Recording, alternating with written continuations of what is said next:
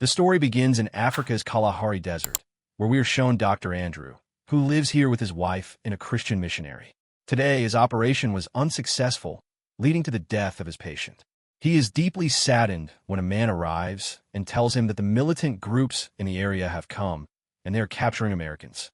They have learned about you. Andrew goes to his wife, who is teaching the local children. He tells her that they must leave as their lives are in danger. However, his wife does not want to leave. She wants to continue helping the locals and teaching them. But Andrew says that nothing can be done here, and so they bid farewell to the people and head to the airport.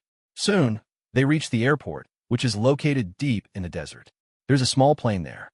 Andrew goes to the pilot and tells him that they need to leave with him, but the pilot refuses, saying that he already has enough passengers. Andrew offers him more money, and the pilot agrees to take him and his wife, but says that they cannot take their luggage. Their luggage will be sent later. Andrew agrees to this, but they still don't have approval to take off. The pilot gives a bribe to a local officer, and they get the approval. There are a total of 7 people, including Andrew's companion, who came to see him off to the airport. In fact, they're all heading to another airport from where they can take a flight back to their home country. As their plane flies over the desert, there's a lot of turbulence and everyone gets scared. The pilot assures them that it's nothing to worry about. It's just part of his routine. But the next moment, the engine catches fire and the plane starts descending rapidly. Within moments, the plane crashes and a girl dies in the crash. Her husband is devastated by her death, and Andrew's wife gets severely injured with her leg caught in a spot. The pilot informs them that this place is very dangerous as the world's deadliest animals live here. He says they don't know where the animals are, but the animals know they are here, and as soon as it gets dark, they can attack them.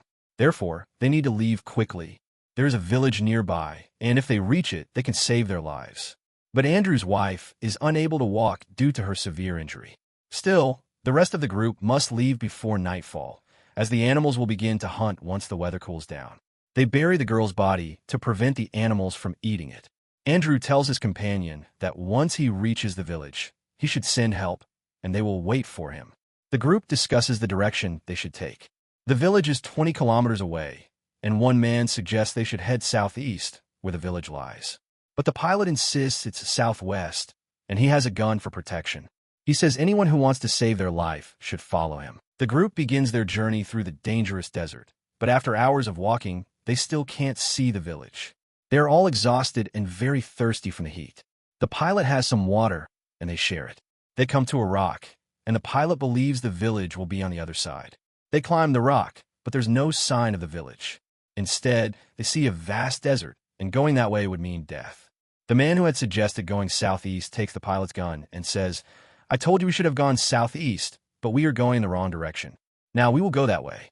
However, the rest of the group insists they should return to the plane since it's a safe place. Once they reach the plane, they can decide which direction to take to reach the village quickly. But the man with the gun refuses and proceeds in the direction he believes is right. The group, exhausted, heads back to the plane. When they reach it, they find that there is no entry, and the place is covered in blood. The plane has claw marks from a lion. They realize that the lion attacked their friends and killed them. They are terrified because the lion could return at any time. They move a little further ahead, and that's when Andrew arrives, furious. He grabs the pilot and throws him to the ground, shouting that they are trapped here because of his greed. The pilot overloaded the plane with passengers and personal belongings, causing the crash, which led to the injury and death of his wife. The pilot is about to be killed, but one of the men fires a flare gun to stop Andrew and tells him to back off. They then realize that the pilot was smuggling animal horns and other body parts, which he was selling for a lot of money. Andrew, devastated by the death of his wife, buries the rest of her remains. He tells one of the men that he should have tried harder to save her. The man tells him that no one can fight a lion, and his wife's death was fate. He should not blame himself. As the sun begins to set, the animals start to come out. They hear the roar of a lion, and the pilot says that 3 of them can still make it because his cabin is still intact. However, it can only fit 3 people. The rest of the group decides to have a draw.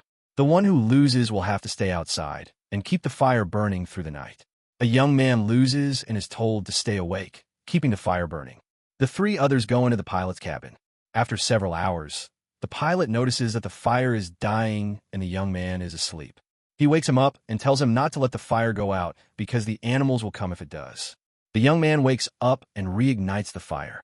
Meanwhile, we see their companion, who had gone towards the village alone with a gun. He hears the sounds of lions in the dark and fires his gun several times, but it's of no use. The gunshots are heard by Andrew and his companions in the cabin, and they realize that their friend has been killed by the lions. The young man who stayed awake eventually falls asleep, and the fire goes out. But then they realize that there's also a snake inside the cabin, which bites one of Andrew's companions. Andrew, a doctor, ties his companion's leg to stop the venom from spreading. They spend the night in the cabin.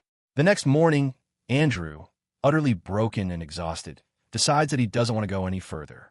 The pilot insists that they must continue towards the village, but Andrew refuses. He says that the lions will return to hunt them, and he has lost everything. Eventually, the pilot and another companion leave. They are happy when they see a vehicle coming towards them, and when it reaches them, the people inside are from the militant group that Andrew and his wife had been avoiding.